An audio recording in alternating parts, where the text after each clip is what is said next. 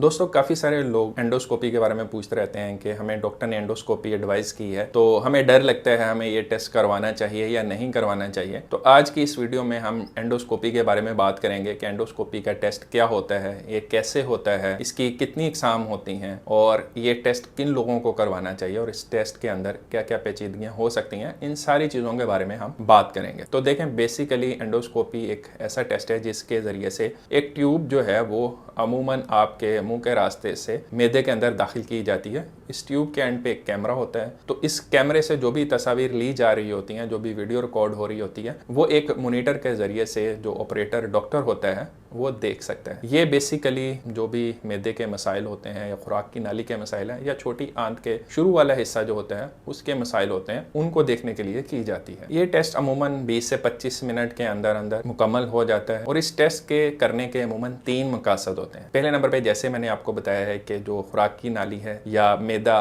और छोटी आंत के शुरू वाला हिस्सा जो होता है उसमें अगर किसी बीमारी की तशखीस करनी हो तो उसके लिए हम ये टेस्ट करते हैं। सेकेंड नंबर पे खुदा न खास्ता अगर किसी शख्स के अंदर मैदे या खुराक की नाली के कैंसर का शुबा हो तो इस सूरत में फिर खुराक की नाली या मैदे या छोटी आंत के शुरू वाले हिस्से से एक छोटा सा टुकड़ा लिया जाता है, तो उससे फिर हम मजीद टेस्ट करके पता चला सकते हैं कि उस मरीज को खुदा न खास्ता कहीं कैंसर का मर्ज तो नहीं है। थर्ड नंबर पे इस टेस्ट को इलाज के लिए भी इस्तेमाल किया जा सकता है, स्पेशली जिनको काला यरकान वगैरह होता है उन लोगों को अगर खुराक की नाली के अंदर या मैदे के शुरू वाले हिस्से में वेरिसेस या थैलियां बन जाएं जिनसे फिर उस मरीज को खून की उल्टियां आती हैं, तो उसके इलाज के लिए भी एंडोस्कोपी की जाती है। इसके अलावा भी बहुत सारी इंडिकेशंस होती हैं एंडोस्कोपी करने के लिए। उन इंडिकेशंस के बारे में अब हम बात कर लेते हैं। जो सबसे ज़्यादा लोग पूछते हैं ना, वो तो यही पूछते हैं कि उनको मैदे में जलन और तेजाबियत थी और उसका उन्होंने काफ़ी ज़्यादा इलाज करवा लिया है, उसके बावजूद भी उनकी जो मैदे में जलन है वो तेजाबियत ठीक नहीं होती। 8 हफ्ते तक हम ट्रीटमेंट देते हैं मरीज़ को, मरीज़ की जो अलामत हैं वो ठीक ना हो तो फिर ऐसी सूरत में फिर हम एंडोस्कोपी करके भी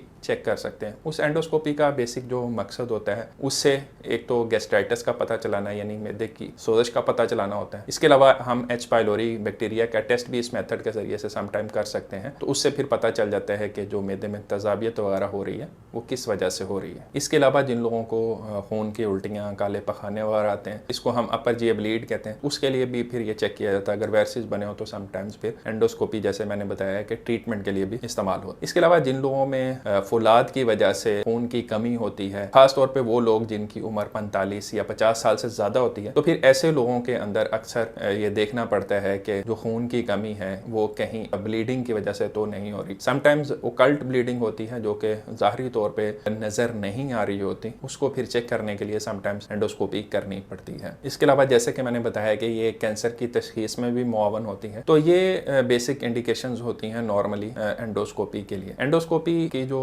एग्जाम है उसमें एक तो सिंपल जो एंडोस्कोपी होती है और प्रॉब के ज़रिए से आपके मैदे के अंदर जाके देखा जाता है। इसके अलावा एक और किस्म है जिसको कैप्सूल एंडोस्कोपी कहा जाता है। यह ज़्यादातर जो है वो आंतड़ियों के अगले हिस्सों को चेक करने के लिए की जाती है। इसमें एक कैप्सूल इस्तेमाल किया जाता है जिसके अंदर कैमरा होता है। इस कैप्सूल को मरीज़ निगल लेता है और ये फिर आपके मैदे के रास्ते से आपकी आंतड़ियों में से घूम के पखाने के रास्ते बाहर निकल जाता है और फिर ये रास्ते में मुख्तलिफ तस्वीर लेता जाता है और फिर उन तस्वीर को जांचा जाता है कि मैदे या आंतड़ियों में किसी जगह पे प्रॉब्लम तो नहीं। तो एंडोस्कोपी बेसिकली कोई बहुत ज़्यादा पेचीदा टेस्ट नहीं है, ये एक आम नॉर्मल ओपीडी प्रोसीजर है जो कि 20 से 30 मिनट में मुकम्मल हो जाता है। इसकी ज़्यादातर तो कॉम्प्लिकेशंस नहीं होती, लेकिन कुछ मरीज़ों में इसकी वजह से ट्रॉमा हो सकता है या थोड़ी बहुत जो बेहोशी दी जाती है उसके कुछ मरीजों में साइड इफ़ेक्ट्स हो सकते हैं, लेकिन ओवरऑल इसकी कोई बड़ी कॉम्प्लिकेशंस देखने में नहीं आती। मैं अक्सर मरीजों को जो पूछते हैं कि डॉक्टर साहब इसकी कोई पेचीदगी तो नहीं हो जाएगी, तो मैं उन्हें कहता हूं कि देखें, हम जब रोड क्रॉस करते हैं तो उसमें भी एक रिस्क ज़रूर होता है क्योंकि हर रोज़ हादसे हो रहते हैं। जब आप घर से निकलते हैं तो रास्ते में खुदा न खास्ता कई हादसे होते रहते हैं, लेकिन इसकी वजह से आप घर से निकलना बंद नहीं करते। आपने जो अपना काम होता है वो मुकम्मल करना होता है। तो इसी तरह ही जो मुख्तलिफ किस्म के प्रोसीजर्स होते हैं वो बीमारी की तशखीस और बीमारी के इलाज के लिए किए जाते हैं, ना कि मरीज को नुकसान पहुंचाने के लिए। बहुत ही कम मरीजों के अंदर कॉम्प्लिकेशंस हो जाती हैं प्रोसीजर में, लेकिन वो रेशो बहुत कम होती है ऐसे प्रोसीजर्स में। तो उसके डर की वजह से आपको अपना टेस्ट नहीं कराना चाहिए। जैसे कि वो कहावत है कि कबूतर अगर बिल्ली को देख के आंखें बंद कर लेगा तो उसकी बचत नहीं हो जाएगी। तो टेस्ट के डर से कि टेस्ट की वजह से कुछ प्रॉब्लम ना हो जाए, आप टेस्ट ना करवाएं, लेकिन खुदा न खास्ता आपके मैदे के अंदर या आंतड़ियों के अंदर कुछ ऐसा बड़ा प्रॉब्लम था जिसको इस टेस्ट के ज़रिए से हम तशख़ीस कर सकते हों, अर्ली स्टेजेस के ऊपर उसका इलाज कर सकते हों, लेकिन आपने अपने खौफ की वजह से वो टेस्ट नहीं करवाया और वो जो बीमारी थी वो बाद में बढ़ जाए और उसका इलाज ही ना हो सके, तो फिर उस सूरत में ये ज़्यादा प्रॉब्लमेटिक हो सकता है। तो इसलिए इस टेस्ट से डरने की ज़रूरत नहीं है। अगर आपके डॉक्टर ने आपको एडवाइस किया है तो मेरी राय तो यही है कि